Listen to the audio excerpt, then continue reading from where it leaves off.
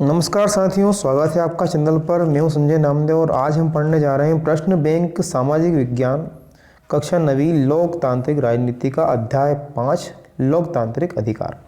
साथियों, हम आगे बढ़ने से पहले आपको बताना चाहेंगे कि यदि आप चैनल पर नए हैं तो हमारे चैनल को सब्सक्राइब कीजिए, लाइक कीजिए और वीडियो पसंद आते हैं दोस्तों के साथ शेयर कीजिए और पूरा वीडियो अंत तक जरूर देखिए, क्योंकि इसमें सभी महत्वपूर्ण प्रश्नों पर आपसे चर्चा की जा रही है। यहाँ हमने जो हमारा अध्याय 5 है लोकतांत्रिक अधिकार, इसके बहुविकल्पी प्रश्नों की यदि हम बात करें तो मौलिक अधिकार नहीं है। पहले वाला जो सही विकल्प है इसका उत्तर हो जाएगा संपत्तिक अधिकार जो है मौलिक अधिकार नहीं।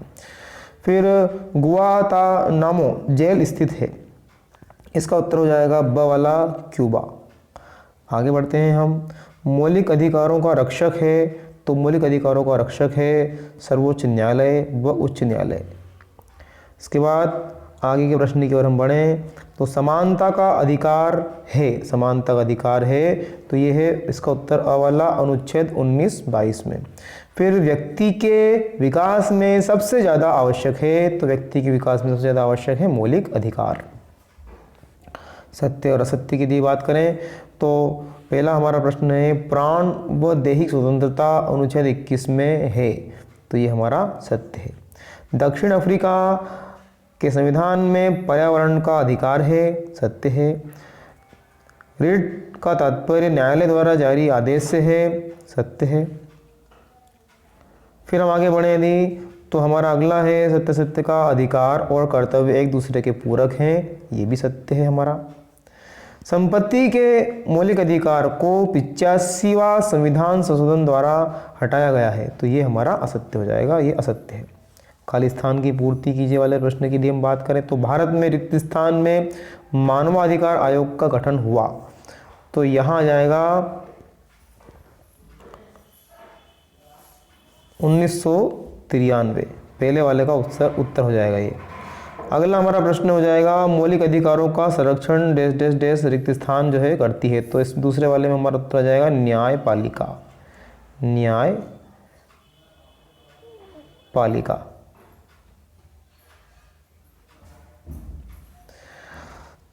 तीसरा संविधान की आत्मा रिक्त स्थान का अधिकार है, तो संविधान की आत्मा संवैधानिक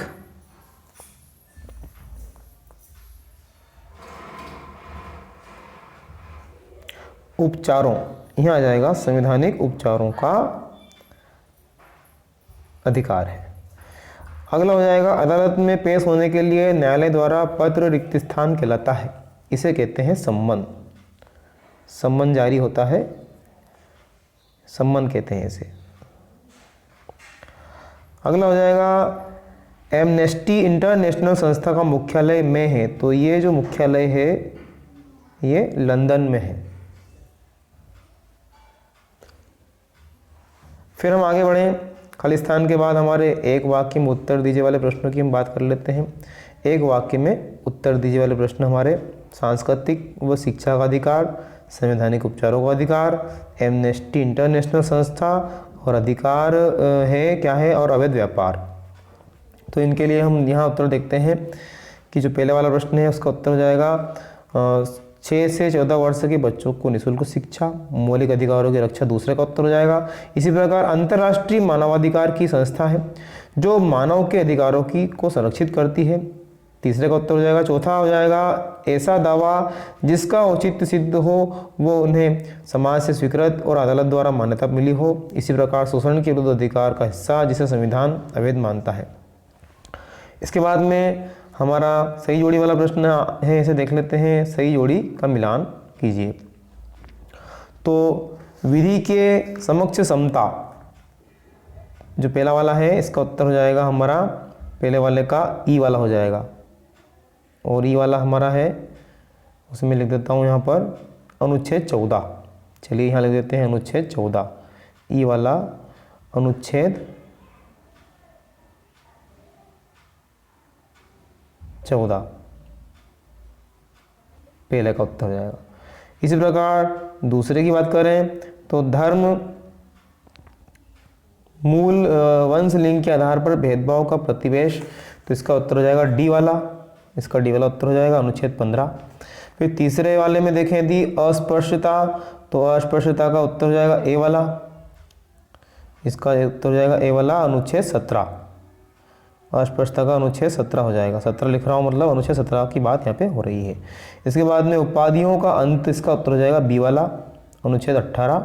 और जो लास्ट वाला है वाक स्वतंत्रता, इसका उत्तर हो जाएगा अनुच्छेद 19। इस तरह से तो हमारी सही जोड़ी हो जाती है। अब आगे हम बढ़ें यदि, तो समानता का अधिकार, ये हमारे जो लघुत्तरी प्रश्न हैं उनकी बात हम कर रहे हैं। समानता का अधिकार, समानता का अधिकार सरकार किसी से भी उसके धर्म, जाति, समुदाय, लिंग और जन्मस्थली के आधार पर भेदभाव नहीं कर सकती, पहला।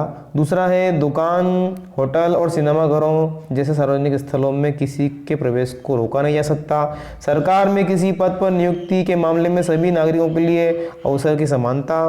किसी व्यक्ति का दर्जा या पद चाहे वो हो, सब पर कानून समान रूप से लागू होगा। अगला है कोई भी व्यक्ति कानूनी रूप से अपने पद या जन्म के आधार पर विशेष अधिकार का दावा नहीं कर सकता है। इस तरह से ये हमारा प्रश्न हो जाएगा। अगला है अभिव्यक्ति की आज़ादी क्या है। तो अभिव्यक्ति की जो आज़ादी वाला प्रश्न है, आइए इसे देखते हैं। अभिव्यक्ति की आज़ादी हमारे लोकतंत्र को एक बुनियादी अविशेषता है। अभिव्यक्ति की आज़ादी में बोलने, लिखने और कला के विभिन्न रूपों में स्वयं को व्यक्त करना शामिल है। दूसरों से स्वतंत्र ढंग से विचार विमर्श और संवाद करके ही हमारे विचारों और व्यक्तित्व का विकास होता है। इस स्वतंत्रता का उपयोग करके किसी व्यक्ति या समुदाय के खिलाफ हिंसा को नहीं भड़का सकते। इस प्रकार की गतिविधियां अपराध की श्रेणी में आती है। इस प्रकार से हमारा जो अगला प्रश्न हो जाएगा, जीने का अधिकार। जीने का अधिकार वाला प्रश्न जो हमारा है, इसे देखें यदि हम, तो स्वतंत्रता के अधिकार के अंतर्गत जीवन जीने का अधिकार प्रदान किया गया है। संविधान कहता है कि किसी भी व्यक्ति की उसके जीने के अधिकार और निजी स्वतंत्रता से वंचित नहीं किया जा सकता। कानून द्वारा स्थापित व्यवस्थाओं को छोड़कर इसका मतलब यह है कि जन तक अदालत किसी व्यक्ति को मौत की सजा नहीं सुना सकती, उसे मारा नहीं जा सकता। अगला है हमारा प्रश्न, बंदी प्रत्यक्षीकरण क्या है। तो संवैधानिक उपचारों के अधिकार के अंतर्गत नागरिकों को बंदी प्रत्यक्षीकरण अधिकार प्रदान किया गया है। यह एक प्रकार का कानूनी आज्ञा पत्र होता है जिसके द्वारा किसी गैर कानूनी कारणों से गिरफ्तार व्यक्ति को रिहाई मिल सकती है। मानवाधिकार आयोग का कार्य क्या है। तो राष्ट्रीय मानवाधिकार आयोग 1993 में कानून के द्वारा बनाया गया एक स्वतंत्र आयोग है। न्यायपालिका की तरह यह भी सरकार से स्वतंत्र होते हैं और राष्ट्रीय मानव अधिकार आयोग खुद किसी को सजा नहीं दे सकता। यह जिम्मेदारी अदालतों की है। आयोग का कार्य मानव अधिकार के उल्लंघन के किसी मामले में स्वतंत्र और विश्वसनीय जांच करना है। यह उन मामलों को भी जांच करता है जहां ऐसे उल्लंघन में या इन्हें रोकने में सरकारी अधिकारियों पर उपेक्षा बरतने का आरोप है। यह देश में मानवाधिकारों को बढ़ाने और उसके प्रति चेतना जगाने का भी काम करते हैं। इस तरह से हमारे अब बड़े प्रश्न आते हैं जो 3 अंक के हैं। लोकतंत्र में अधिकार क्यों होना चाहिए। अब इसको हम स्क्रॉल करके बता देंगे आपको, ताकि आपका जो ये वीडियो है हमारा बड़ा ना हो और आप इसको आसानी से कर सकें। तो यहाँ थोड़ा सा इसको रोक करके इसका स्क्रीनशॉट लेकर के आप इसे पढ़ लेंगे, लिख लेंगे। दूसरा पॉइंट इसी तरह, तीसरा, चौथा और 5वां पॉइंट देखिए। अब आप स्क्रीनशॉट लेकर के आप इसे लिख पाएंगे। थोड़ा बड़ा प्रश्न होगा क्योंकि 3 अंक के लिए है। अगला प्रश्न हो जाएगा, भारतीय संविधान में अधिकारों की व्याख्या कीजिए। तो इसका जो हमारा सेकंड क्वेश्चन है 3 नंबर के लिए, समानता का अधिकार, स्वतंत्रता का अधिकार, शोषण के विरुद्ध अधिकार, धार्मिक स्वतंत्रता का अधिकार, शैक्षणिक और सांस्कृतिक अधिकार और संवैधानिक उपचारों का अधिकार। इस तरह से इसको भी आप वीडियो को रोक करके स्क्रीनशॉट लेंगे तो आसानी से आप ले पाएंगे और लिख पाएंगे। प्रतिज्ञा पत्र को समझाइए। नियमों और सिद्धांतों को कायम रखने वाला का व्यक्ति, समूह या देश का वायदा, ऐसा बयान या संधि पर दस्तखत मतलब हस्ताक्षर करने वाले पर इसके पालन की कानूनी बाध्यता होती है। विधि के अधिकार और मौलिक अधिकार में क्या अंतर है। तो विधि के अधिकार या साधारण कानूनी अधिकारों को राज्य द्वारा लागू किया जाता है तथा इसकी रक्षा की जाती है, जबकि मौलिक अधिकारों को देश के संविधान द्वारा लागू किया जाता है तथा संविधान द्वारा ही सुरक्षित किया जाता है।